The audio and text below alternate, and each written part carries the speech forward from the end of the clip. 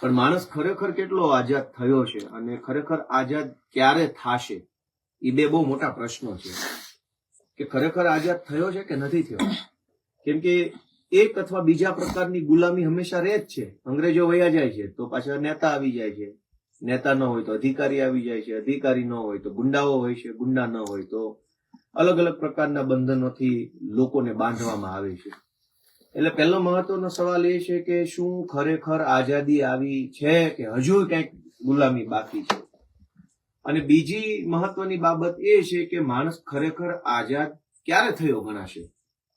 તો મારે આજે લોકોને એક મારા મનની વાત કહેવી છે. ઘણા સમયથી લાઈવ નતો. એમાં મને એમ લાગે છે કે જ્ઞાન જે છે, નોલેજ, એ જ માણસને આઝાદ બનાવી શકે છે. બાકી બધી વસ્તુ જે છે એ આઝાદ હોવાનો ભ્રમ છે.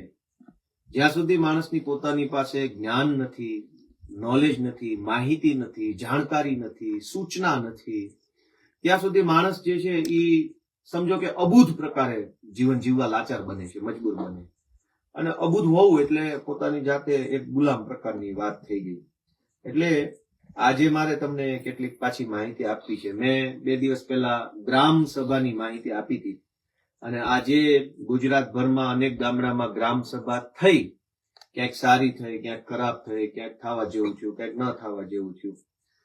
પણ હવે આપણે પાછું આગળનો એક વિષય સમજવો છે. આ તમને મારી વાત વ્યાજબી લાગે તો તમે બધા સુધી પહોંચાડજો. આપણે ત્યાં આજે ગામ સભા હતી એટલે અનેક ગામના યુવાનો જે છે એને ગામ સભામાં ગયા અને નાના મોટા પ્રશ્ન રજૂ કર્યા. અને લોકો એમ માને છે કે ગ્રામ પંચાયતમાં જ બધું કામ થઈ ગયું હશે, અથવા ધારાસભ્યથી થઈ ગયું હશે, અથવા સાંસદ સભ્યથી થઈ ગયું હશે. તો મિત્રો, સરકારી કામ કરવાની વ્યવસ્થા કેવી રીતે ગુજરાતમાં બનેલી છે એની મારે તમને માહિતી આપવી છે. કે સરકારી કોઈ પણ કામ હોય ભાઈ, તો સરકારી કામ કેવી રીતે થાય છે એ મારે તમને આ વખતે જણાવવું છે. ધારો કે આપણે ગામડાનો દાખલો લઈએ કે કોઈ ગામમાં કામના મુખ્યત્વે 2 પ્રકાર હોય. પહેલો પ્રકાર એવો હોય કે સાવ નવેસરથી કામ કરવું છે, અથવા કોઈ કામની અંદર રિપેરિંગ કરવો છે, સુધારો, વધારો, ઘટાડો કરવો હોય. નવેસરથી કામ એટલે કે નવી સ્કૂલ બનાવવી છે, નવું સ્મશાન બનાવવું છે, નવી આંગણવાડી બનાવવી છે, નવો પુલ બનાવવો છે, નવી પાણીની ટાંકી બનાવવી છે, નવો રોડ બનાવવો છે, નવી ગટર નાખવી છે. તો એ બધા થઈ ગયા કામ. અથવા કામનો બીજો પ્રકાર છે કે કોઈ પાણીની ટાંકી છે અને રિપેર કરવી છે, કોઈ શાળા રિપેર કરવી છે, કોઈ દવાખાનું રિપેર કરવું છે, કોઈ ગટર રિપેર કરવી છે, અથવા ગટર અથવા પાણીની ટાંકી બહુ જૂની થઈ ગઈ છે અને તોડી નાખવી છે. તો એ પણ એક કામ છે. તો ગ્રામ્ય કક્ષાએ અનેક પ્રકારના કામોની લોકોને જરૂર પડતી હોય છે. હજારો લોકોને ખબર નથી કે આ કામ ખરેખર કરે છે કોણ અને કેવી રીતે થાય છે. એટલે હું આજે તમને એ માહિતી આપવા માંગુ છું કે કામ કેવી રીતે થાય અને કામ કેવી રીતે કરી શકાય. તો આજે અમારી સાથે આ બધા ભેસાણના અમારા કાર્યકર્તાઓ, મિત્રો છે. આ અમારા કિશોરભાઈ સાવલિયા ભેસાણ તાલુકાના પ્રમુખ છે. ભેસાણ એક વાડીએ અમે બેઠા છે, નાનો એવો બોક્સ છે અને માહિતીનું આદાન પ્રદાન અમે કરી રહ્યા છીએ. ગામની અંદર કોઈ પણ આપણે ઉદાહરણ તરીકે એવી રીતે સમજીએ કે કોઈ નવું કામ કરવું છે, સાવ નવું. દાખલા તરીકે ગામની અંદર પાણીની ટાંકી બનાવવી છે, જે છે જ નહીં. હવે સરકારી પ્રોસેસને સમજીએ તો ગામડાની સમસ્યાઓ ઘટશે. કેમ કે હજારો યુવાનોને પ્રોસેસ નથી ખબર, એટલે અધિકારીઓ અને નેતાઓ મળી અને જનતાને ટલ્લે ચડાવે છે. તો ઉદાહરણ આપણે લઈએ કે ગામમાં પાણીની નવી ટાંકી બનાવવી છે. તો સૌથી પહેલા પાણીની નવી ટાંકી બનાવવાનો વિચાર કોઈના મનમાં આવે, કોઈ વ્યક્તિના મનમાં આવે. એ કેવી રીતે આવે? ધારો કે ગામના સરપંચના મનમાં વિચાર આવે એવો કે પાણીની ટાંકી હોવી જોઈએ, અથવા ગામના 10 લોકોના મનમાં એવો વિચાર આવે કે પાણીની ટાંકી બનવી જોઈએ, અથવા ગામના તાલુકા પંચાયતના સભ્યના મનમાં એવો વિચાર આવે, અથવા 50 લોકો ભેગા મળીને સરપંચને અથવા તાલુકા પંચાયતના સભ્યને રજૂઆત કરે કે અમારા ગામમાં પાણીની ટાંકી બનવી જોઈએ. તો કોઈ પણ કામની શરૂઆત એ ભાઈ થોડી વાર તમે ખમો ને યાર વડીલો, કોઈ પણ કામની શરૂઆત એક વિચારથી થાય છે. એ કામ નવું બનાવવાનું હોય કે કામ રિપેરિંગ કરવાનું હોય, પણ પેલા કોઈના મનમાં એવો વિચાર આવે કે આ કામ કરવું જોઈએ. એ વિચાર આવે એ પહેલો તબક્કો છે સરકારી કામનો. એ વિચારને સરકારી પ્રોસેસમાં લાવવા માટે શું કરવું પડે? તો કે ગ્રામ પંચાયત જે છે એના સરપંચ અથવા આખી ગ્રામ પંચાયતની બોડી ગામની અંદર ઠરાવ કરે કે આપણા ગામમાં પાણીની ટાંકીની જરૂરિયાત છે, માટે પાણીની ટાંકી બનાવવી, એવું ગામજનો બધા ભેગા મળીને એટલે કે ગામની પંચાયત ઠરાવે છે. એટલે જે વાત મનમાં હતી એ વાત કાગળ ઉપર પહેલી વખત પંચાયતમાં આવી. હવે પાણીની ટાંકી કેવી રીતે બનશે? એના બે રસ્તા છે. એક કે ગ્રામ પંચાયતનો ઠરાવ છે એ તાલુકા પંચાયતના સભ્યને આપવામાં આવે, અથવા ગ્રામ પંચાયતનો ઠરાવ જિલ્લા પંચાયતના સભ્યને આપવામાં આવે. કોઈ પણ સરકારી કામ કરવા માટે સૌથી પહેલા એનું આયોજન સરકારી રીતે થવું જરૂરી છે. આયોજન હંમેશા બે જ કક્ષાએ આયોજન થાય છે. ત્રીજી કોઈ એની કક્ષા છે જ નહીં ગુજરાતમાં, જ્યાં સુધી મારી માહિતી છે. એક તાલુકા કક્ષાનું આયોજન અને એક જિલ્લા કક્ષાનું આયોજન. તાલુકા કક્ષાના આયોજનની અંદર તાલુકા પંચાયતના તમામ સભ્યો અને પ્રાંત અધિકારી એના અધ્યક્ષ હોય એવી એક આયોજન કમિટીની મીટિંગ મળે. તાલુકા આયોજન કમિટીના અંદર આખા તાલુકાના કોઈ પણ ગામનું કોઈ પણ કામ છે એ એની અંદર સૂચનમાં મૂકી શકાય. એટલે સમજો કે તાલુકા પંચાયતના તમામ સભ્યો મીટિંગમાં બેઠા છે, પ્રાંત અધિકારી એના અધ્યક્ષ તરીકે બેઠા છે. તાલુકા પંચાયતના દરેક સભ્યો પોતપોતાના મત વિસ્તારના 10, 20, 25, 50, 100 કામોની યાદી એ મીટિંગમાં મૂકે. આ મીટિંગ વર્ષમાં એક વખત થતી હોય છે. સામાન્ય રીતે ડિસેમ્બરમાં અથવા જાન્યુઆરીમાં આ આયોજનની મીટિંગ થતી હોય છે. આયોજનની સ્પેશિયલ મીટિંગ હોય છે. જિલ્લા કક્ષાના આયોજનની પણ સ્પેશિયલ મીટિંગ થાય અને તાલુકા કક્ષાના આયોજનની પણ સ્પેશિયલ મીટિંગ થાય. અંદાજે સમજવા માટે આપણે એમ સમજી શકીએ કે એક તાલુકા કક્ષાના આયોજનની અંદર દર વર્ષે લગભગ 10 કરોડ રૂપિયાની સરકારી ગ્રાન્ટની જોગવાઈ થઈ જતી હોય છે. એમાં કયા કયા પ્રકારની ગ્રાન્ટો હોય? એટીવીટીની ગ્રાન્ટ હોય. એટીવીટીની ગ્રાન્ટ એટલે કે પ્રાંત અધિકારીને 25 લાખ રૂપિયાની ગ્રાન્ટ મળે છે દરેક પ્રાંત અધિકારીને.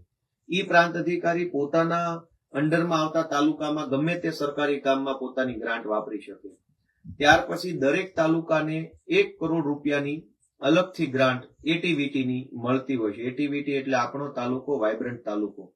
એટલે એમ સમજો કે 1.5 કરોડ રૂપિયાની અલગ ગ્રાન્ટ એક તાલુકા માટે હોય છે.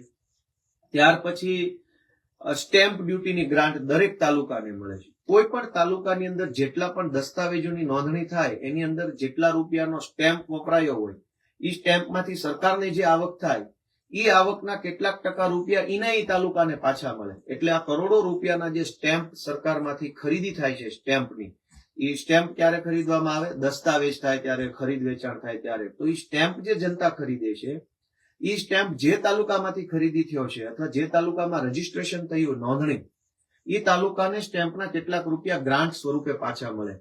ત્યાર પછી રેતી કંકરની ગ્રાન્ટ આવે છે. જે તાલુકામાં માઇનિંગ થતું હોય, રેતીની અને કાકરાની કોલસાની લીઝ હોય, રેતી અને કાકરાની એ લીઝ જે સરકારે આપી હોય એમાંથી જેટલું ખનન થાય રેતીનું, એમાંથી સરકારને જે આવક થાય રોયલ્ટીની, એ રોયલ્ટીના અમુક ટકા રૂપિયા ઈના ઈ તાલુકાને પાછા આપવામાં આવે. એટલે રેતી કંકર ગ્રાન્ટ કહેવાય. સ્ટેમ્પ ડ્યુટીની ગ્રાન્ટ હોય, તમારા તાલુકામાં જેટલા દસ્તાવેજ થયા એના સ્ટેમ્પમાંથી અમુક રૂપિયા તાલુકામાં પાછા આવી જાય. ડીએમએફ ની ગ્રાન્ટ હોય, ડિસ્ટ્રિક્ટ મિનરલ ફંડ. જે જિલ્લાની અંદર માઇનિંગ થતું હોય, કોલસાનું, ખનીજનું, બોક્સાઇટનું, બેલાનું, એવું બધું મોટા પાયે માઇનિંગ થતું હોય, જે જમીનના તળિયેથી કઈ કાઢવામાં આવતું હોય, એને જે લીઝ સરકારે આપી હોય એ લીઝમાંથી સરકારને જે પૈસા મળે એમાંથી અમુક ટકા રૂપિયા એ જિલ્લાને અને તાલુકાને સરકારમાંથી પાછા આવે. ત્યાર પછી નાણાં પંચની ગ્રાન્ટ હોય છે. 2011 ની વસ્તી ગણતરી પ્રમાણે કોઈ ગામમાં કે કોઈ તાલુકામાં જેટલા લોકોની જનસંખ્યા છે એની માથાદીઠ ગ્રાન્ટ ફરજિયાત ગામડામાં અને તાલુકામાં આવતી હોય છે. ત્યાર પછી વિવેકાધીન ગ્રાન્ટ હોય છે 15% સ્વભંડોળની.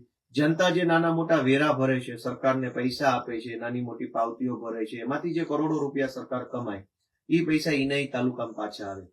એટલે આપણે એમ સમજીએ કે કોઈ એક તાલુકામાં કોઈ એક વર્ષમાં લગભગ અંદાજે આંકડો ફરક હોઈ શકે છે, પણ અંદાજે 8 થી 10 કરોડ રૂપિયાની ગ્રાન્ટ દરેક વર્ષે સીધી સરકારમાંથી આવે છે.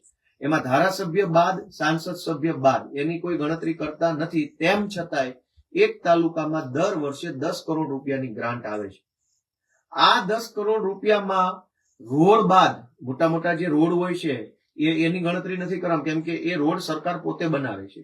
હું તમને પાણીની ટાંકીની માહિતી આપું છું, પણ એની પહેલા ગ્રાન્ટની માહિતી આપું કે આ 10 કરોડ રૂપિયા છે એ તમે એવું મગજમાં ધારી ના લો કે ગામની બાઉન્ડ્રીની અંદર વાપરવા માટે જ છે, ગામની બાઉન્ડ્રીની બહાર વાપરવાના નથી. એટલે તમે તમારા ગામની જે બોર્ડર લાઈન હોય, બાઉન્ડ્રી હોય, જ્યાં સુધી મકાનો હોય, એ મકાનો વાળો જે વિસ્તાર છે જેને આપણે ગામ તળ કહીએ છીએ, એ ગામ તળની અંદર વાપરવાના જ આ 10 કરોડ રૂપિયા છે. એટલે દર વર્ષે 10 કરોડ રૂપિયા અંદાજિત આંકડો છે, એ આખા તાલુકાને મળે.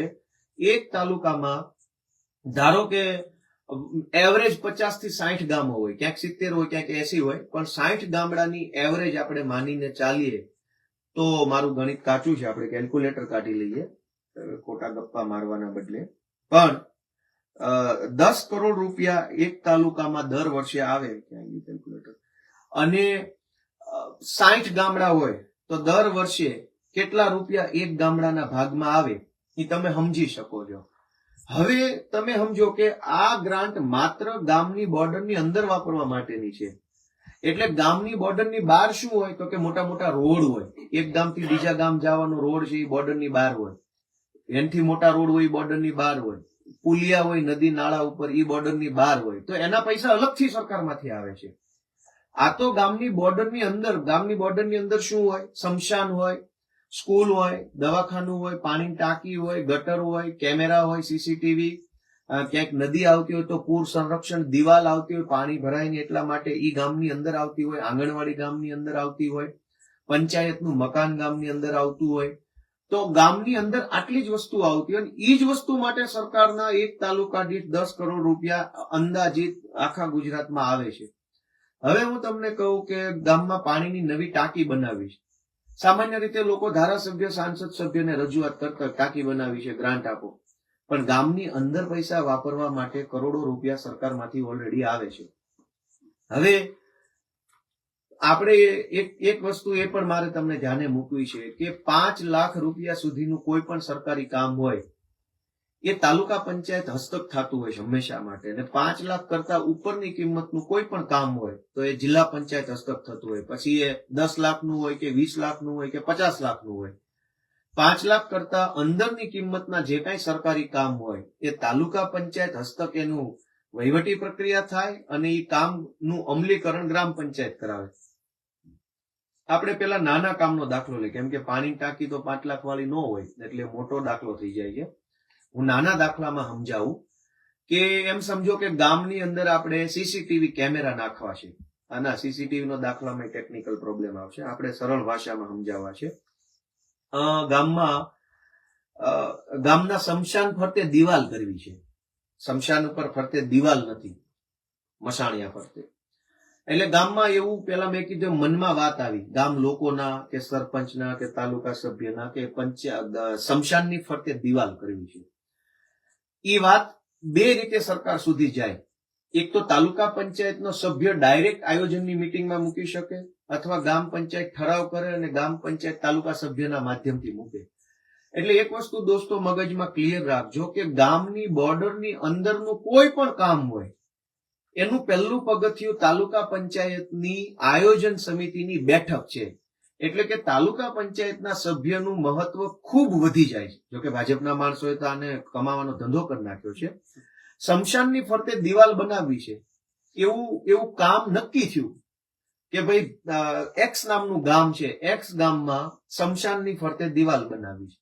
હવે આ કામ તાલુકા આયોજન કમિટીની મીટિંગની અંદર પહેલી વખત રજૂ થયું હોય, ડિસેમ્બરમાં અથવા જાન્યુઆરીમાં એક જ વખત એની મીટિંગ થાય આખા વર્ષમાં, કેમ કે આખા તાલુકાના તમામ કામોનું આયોજન એક જ વખતમાં નક્કી કરી નાખવામાં આવે કે આખા વર્ષમાં આપણા તાલુકામાં આટલા કામ કરશું.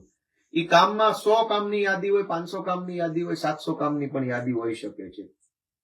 તો સ્મશાનની દિવાલ બનાવવાનું કામ જે છે એ આયોજન કમિટીમાં મંજૂર થયું. આયોજન કમિટીના અધ્યક્ષ પ્રાંત અધિકારી છે, એના કમિટી મેમ્બર તાલુકા પંચાયતના સભ્યો હોય.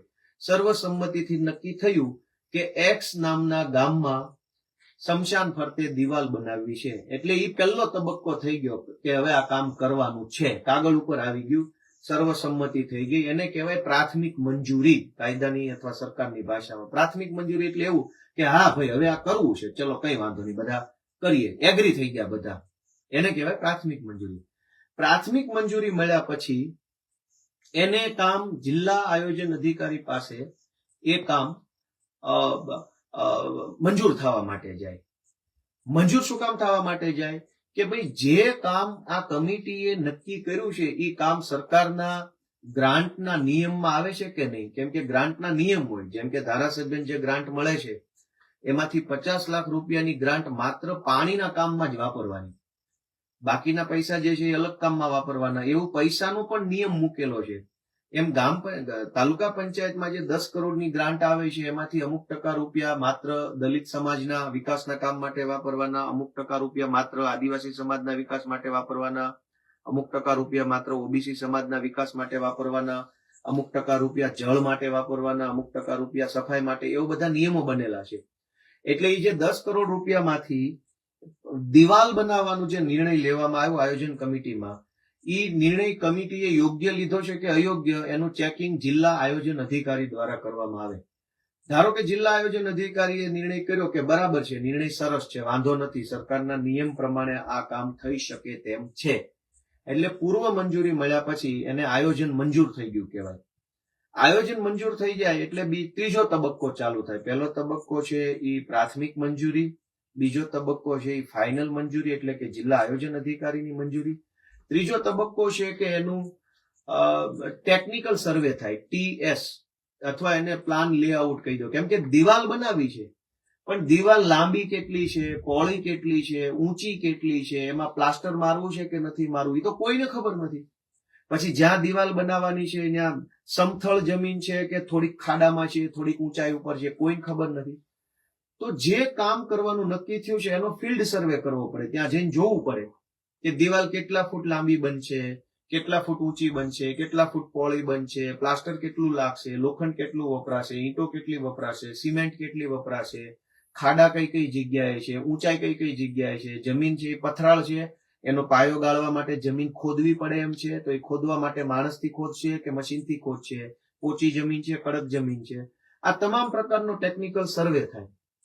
એ સર્વે થાય એટલે તાલુકા પંચાયતની અંદર એક એન્જિનિયર હોય, એ એન્જિનિયર આ બધો સર્વે કરે અને એક લમસમ અંદાજિત પ્લાન બનાવે.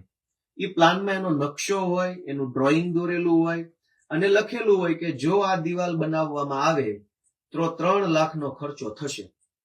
એટલે જયારે ઓલું આયોજનમાં કામ આવ્યું હોય ત્યારે નક્કી થયું હોય કે 3 લાખ દિવાલ બનાવવા પેટે મંજૂર કર્યા, પણ એ પ્રાથમિક મંજૂરી થઈ. પ્રાથમિક મંજૂરી આપ્યા પછી આયોજન અધિકારીએ કાયદા પ્રમાણે છે એ ચેક કરીને એને મંજૂરી આપી. પછી એનો ટેકનિકલ સર્વે થાય.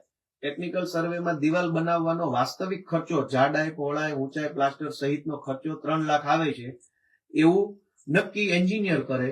એ ચોથો તબક્કો થઈ ગયો. ચોથો તબક્કો પૂરો થાય એટલે એને વહીવટી મંજૂરી માટે મોકલવામાં આવે અધ્યક્ષ પાસે.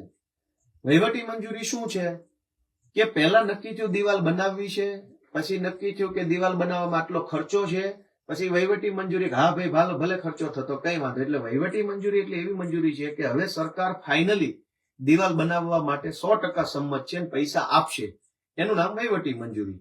એટલે પેલા 3 લાખનો જે પેલા ટેકનિકલ સર્વે કરીને આપ્યો ફિલ્ડ ઉપર, એ 3 લાખ સરકાર આપશે એવી મંજૂરી, એને વહીવટી મંજૂરી કહેવાય. વહીવટી મંજૂરી થયા પછી એનું અમલીકરણનો તબક્કો આવે.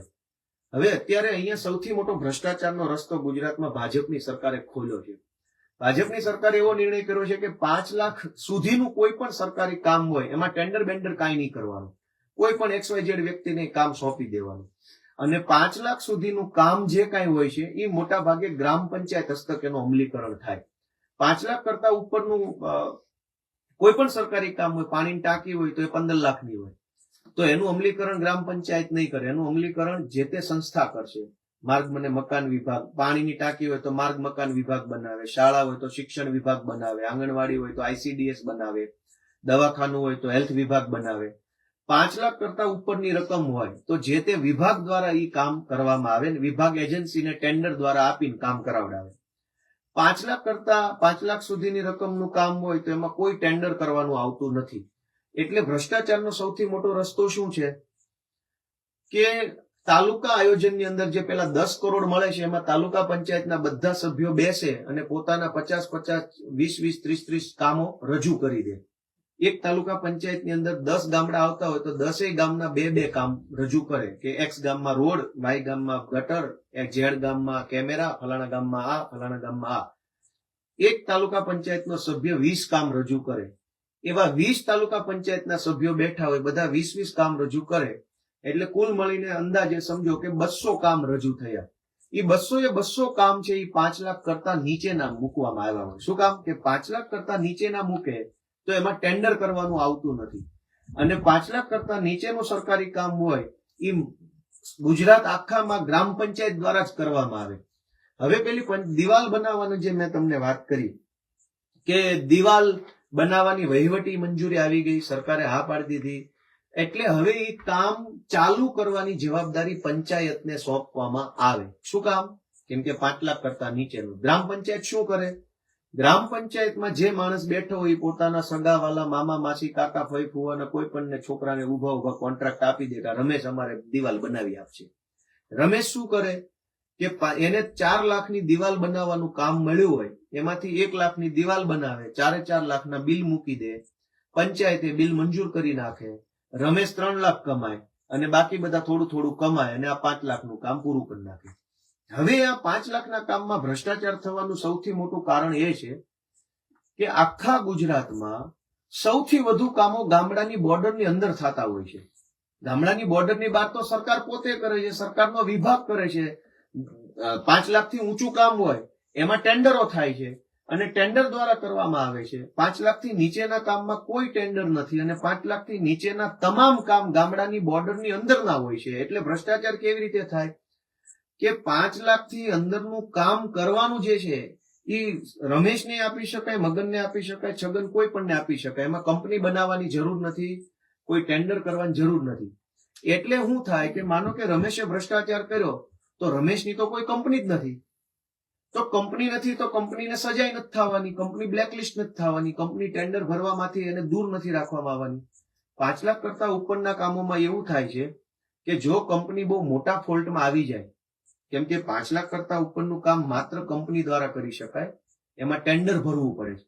હવે ટેન્ડરો ભરીને ઘણું બધું કરીને તમને કામ મળ્યું હોય તમે કઈક ફોલ્ટમાં આવો તો તમારી કંપનીને બ્લેકલિસ્ટ કરી નાખે, તમારી કંપનીને સરકાર સસ્પેન્ડ કરી નાખે, તમારી કંપની પાસેથી ફી વસૂલી લે, તમારી કંપનીની ડિપોઝિટ જમા લઈ લે. પણ 5 લાખ કરતા નીચેના કામમાં ટેન્ડરો નથી થતા, એટલે કોઈ કંપની ન હોય, એટલે કોઈ બ્લેકલિસ્ટ ન થાય, કોઈને સજા ન થાય, કોઈની ઉપર દંડ ન થાય, કોઈની વિરુદ્ધમાં કાર્યવાહી ન થાય. કેમ કે રમેશે કામ કર્યું, રમેશને બ્લેકલિસ્ટ કરે તો રમેશના સગા ભાઈને કામ મળી જાય, એને બ્લેકલિસ્ટ, અને બ્લેકલિસ્ટ તો થવાનો જ નથી કેમ કે એને ટેન્ડર ભરીને કામ નથી લીધું, એને ઉધડું કામ લીધું. એટલે બહુ કરોડો અબજો રૂપિયાનો ભ્રષ્ટાચાર ગામની બોર્ડરની અંદરના કામોની અંદર એટલા માટે થાય છે કે એક તો સરકારે 5 લાખના કામોમાં કોઈ ટેન્ડરની પ્રોવિઝન નથી કર્યું. હકીકતમાં ટેન્ડર હોવું જોઈએ, ટેન્ડર ભરવા માટે કંપની હોવી જોઈએ, કંપની હશે તો કંપની બ્લેકલિસ્ટ થઈ જવાનો ડર લાગે.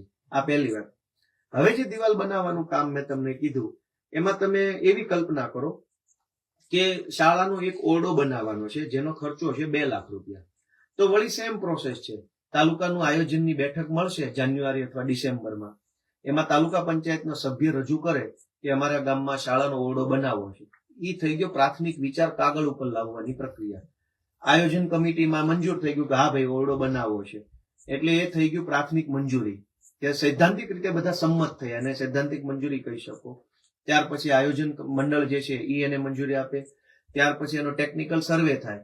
દરેક સરકારી કામ એ રિપેરિંગનું, ધારો કે આપણે રિપેરિંગનો દાખલો લઈએ, રિપેરિંગમાં એવું છે કે શાળામાં પાણી પડે છે, જર્જરિત હાલત છે, રિપેર કરવી છે, રંગરોગાન કરવું છે, કલર પ્લાસ્ટર કરવું છે, તો આ જ પ્રક્રિયા છે. તાલુકા આયોજનની બેઠક મળશે, 5 લાખ સુધીનું કામ હશે તો તાલુકા આયોજનમાં, 5 લાખ કરતા વધુ હશે તો જિલ્લા આયોજનમાં. જિલ્લા આયોજનના અધ્યક્ષ કલેક્ટર હોય છે અને એના સભ્ય બધા જિલ્લા પંચાયતના સભ્યો હોય છે.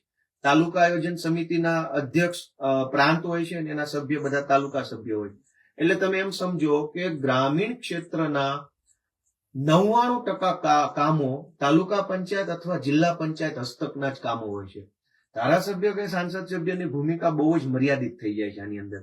કેમ કે 10 કરોડ રૂપિયાની ગ્રાન્ટ તો આયોજન કમિટીને મળે છે. આયોજન કમિટીમાં બધા તાલુકા સભ્યો હોય છે. ધારાસભ્યને માત્ર 1.5 કરોડ રૂપિયાની વાર્ષિક ગ્રાન્ટ મળે છે. હવે ધારાસભ્ય 1.5 કરોડ રૂપિયા મળે છે ત્યારે એની પાસે 3 તાલુકા હોય છે. જેમ કે વિસાવદરની વાત કરું તો વિસાવદરમાં 3 તાલુકા છે. ધારાસભ્યની ગ્રાન્ટ હોય છે 2.5 કરોડ. 2.5 કરોડ એટલે 3 તાલુકા વચ્ચે 2.5 કરોડ, જેમાંથી 50 લાખ રૂપિયા માત્ર પાણી જળ સંચયના કામોમાં વાપરવાના છે.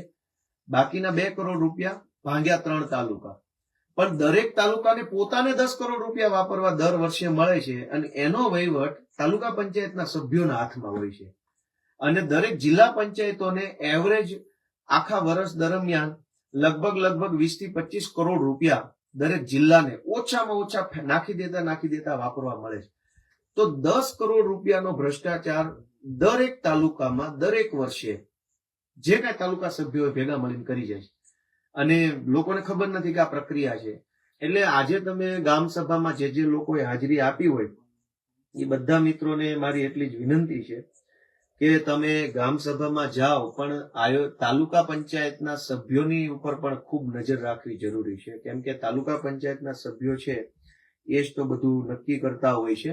આયોજન એટલે ગામની બોર્ડર લાઈનની અંદર કંઈ પણ કામ કરાવવું હોય, હું કામ ગણાવી દઉં. પેવર બ્લોક નખાવા છે, સીસી રોડ બનાવવો છે, ગટર કરવી છે, સીસીટીવી કેમેરા નખાવા છે, આંગણવાડીનું કામ છે, શાળાનું કામ છે, દવાખાનાનું કામ છે, પાણીની ટાંકીનું કામ છે, પૂર સંરક્ષણ દિવાલનું કામ છે, કે ગામના સ્મશાનની અંદર દિવાલ બનાવી, સ્મશાનમાં ખાટલી મૂકવી, સ્મશાન પર છાપરું નાખવું, ગામનું બસ સ્ટેન્ડ બનાવવું, કે ગામની અંદર કોઈ જાહેર કોમ્યુનિટી પેલો સેન્ટર બનાવવું. ગામની બોર્ડરની અંદર કંઈ પણ કામ કરવું હોય એ તમામ કામનું પહેલું પગથિયું તાલુકા પંચાયત છે. તાલુકા પંચાયતની આયોજનમાં એ કામ મૂકવામાં આવે, પછી એનો ટેકનિકલ સર્વે થાય, પછી એની વહીવટી મંજૂરી થાય અને ગ્રામ પંચાયત દ્વારા એ કામ કરવામાં આવે, ત્યાં એ ભ્રષ્ટાચાર થાય છે. એટલે તમને બધાને આ માહિતી જાણકારી મળી રહે એવો અમારો પ્રયત્ન છે. તમે આજે બધાએ ગ્રામ સભાની અંદર ગયા છો, પણ ગ્રામ સભા એ પહેલું પગથિયું છે શીખવાનું. બીજું પગથિયું એ છે કે આપણા ગામમાં આયોજનમાં કેટલા કામો મંજૂર થયા છે એની સતત નોંધ રાખવી. આયોજન કમિટીના સભ્યોમાં તાલુકા પંચાયતના સભ્યો અને જિલ્લા પંચાયતના સભ્યો હોય છે. આ બધા જ લોકો મોટા ભાગે એવું કરતા હોય છે. દાખલા તરીકે ઉદાહરણ આપું ભ્રષ્ટાચારનું, કે કોઈ ગામમાં પેવર બ્લોક નાખવાની જરૂરિયાત છે, એટલે ગામના આગેવાનને એવું કહેવામાં આવે કે તમારા ગામમાં હું પેવર બ્લોક નખાઈ દઉં, મને તમે દાખલા તરીકે 5,000 આપી દેજો. એટલે તાલુકા પંચાયતના સભ્યને દાખલા તરીકે 5,000 આપવામાં આવે એટલે તાલુકા પંચાયતનો સભ્ય એક્સ નામના ગામમાં બ્લોક નાખવા છે એવો રિપોર્ટ આયોજન કમિટીમાં મૂકે. એટલે આયોજન કમિટીમાં એ રિપોર્ટ મંજૂર થઈ જાય એટલે પછી એનો સર્વે થાય તો વહીવટી મંજૂરી મળે એટલે બ્લોક નાખવાની પ્રોસેસ ચાલુ થાય એટલે એ ગામ પંચાયતને બ્લોક નાખવા માટેનું કામ સ્ટાર્ટ કરી દે. કામ સ્ટાર્ટ કરે એટલે 5,000 તો પહેલા અપાઈ ગયા હોય, એટલે પછી પાછળથી તો બધું, એટલે આખા ગુજરાતમાં આ સિસ્ટમ હાલે છે. એને તમે જાણો કે ગામનું કોઈ પણ કામ, ગામની બોર્ડર લાઈનની અંદરનું કોઈ પણ કામ 5 લાખ કરતા નાની રકમનું કામ હોય એ તમામ કામ તાલુકા પંચાયતના 10 કરોડ રૂપિયાની વાર્ષિક જે અલગ અલગ ગ્રાન્ટો હોય છે, વિવેકાધીન ગ્રાન્ટ, સ્વભંડોળની ગ્રાન્ટ, ડીએમએફની ગ્રાન્ટ, રેતી કંકરની ગ્રાન્ટ, સ્ટેમ્પ ડ્યુટીની ગ્રાન્ટ, આ તમામ ગ્રાન્ટનો ટોટલ 10 કરોડ એક તાલુકા દીઠ થાય છે. એ 10 કરોડના આયોજન ઉપર જનતાએ નજર રાખવી જોઈએ. આયોજન થતું હોય ત્યારે પોતાના સૂચન આપવા જોઈએ. એકનું એક કામ 2 વખત આયોજનમાં લેવાઈ જાય. મોટા ભાગે ભ્રષ્ટાચારનો એક બીજો રસ્તો છે કે આ ભાઈના ઘરથી આ ભાઈના ઘર સુધીનો રોડ મંજૂર થાય 2021માં આયોજનમાં, પછી 2022માં આ ભાઈના ઘરથી આ ભાઈના ઘરનો રોડ મંજૂર થઈ જાય, પછી 2024માં આ ભાઈના ઘરથી આ ભાઈના ઘરનો મંજૂર થઈ જાય. એકનો એક રોડ 10 વખત મંજૂર થઈ જાય, બને એક પણ વખત નહીં 10 વખત પેમેન્ટ નીકળી જાય. આવું પણ ગુજરાતમાં બને છે. નામ બદલી કે ગોપાલભાઈના ઘરથી કિશોરભાઈના ઘર સુધી બ્લોક નાખ્યા, પેમેન્ટ આવી ગયું. આવતા વર્ષે કિશોરભાઈના ઘરથી ગોપાલભાઈના ઘર સુધી બ્લોક નાખ્યા, વળી પેમેન્ટ આવી ગયું. આવતી વખતે ગોપાલભાઈ બાપાનું નામ લખે કે ભાઈ ફલાણા ભાઈના ઘરથી કિશોરભાઈના ઘર સુધી બ્લોક. એટલે કામનું નામ ટાઇટલ બદલી નાખે એટલે યુનિક લાગે, અને આવી રીતે ભ્રષ્ટાચાર થતો હોય છે. લોકો જાણે, જાગે, પ્રશ્ન પૂછે, અવાજ ઉઠાવે, એવી લાગણી સાથે મેં આજે આ અડધી રાતનો ઉજાગરો કર્યો છે. બધાનો ખૂબ ખૂબ આભાર. ભાઈ તમારે કોઈ કઈ કહેવું હોય બે શબ્દો કહી દો. અડધી કલાકથી તમે ઉભા છો તો કઈ